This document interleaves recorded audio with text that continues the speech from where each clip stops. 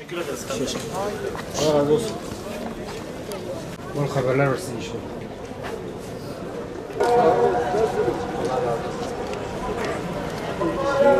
Kolay gelsin arkadaşlar.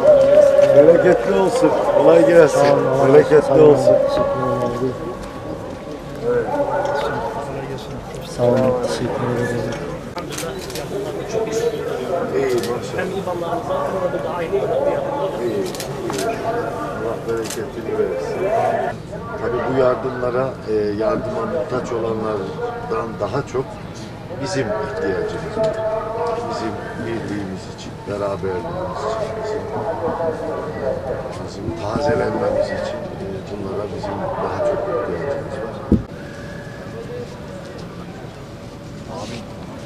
Suriye, İdlib'de yaşayan, orada barınmaya çalışan insanlarımız için Türk Diyanet Vakfımızın, Diyanet İşleri Başkanlığımızın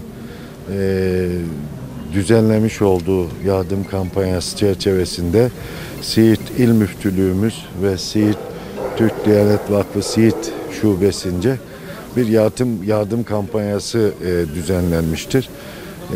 Aynı ve nakdi yardım kampanyası.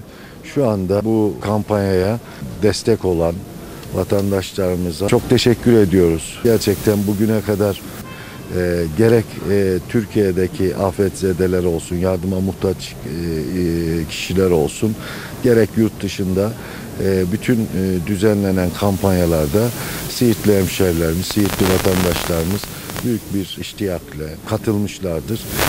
Bu kampanyada bütün Siirtli hemşehrilerimin desteğini bekliyoruz. İnsanlar bu kış mevsiminde orada binlerce, yüz binlerce, on binlerce insan çadırlarda, çoluk çocuk, kadın yaşam mücadelesi veriyor.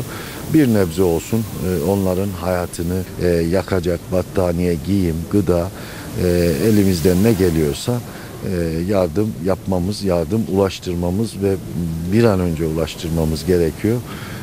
Burada hem aynı yardım hem nakdi yardım çok ilgi gösterdi vatandaşlarımız.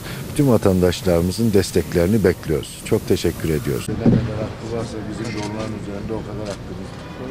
Bize zimmetli olmalı. Evet. Lazım oralar.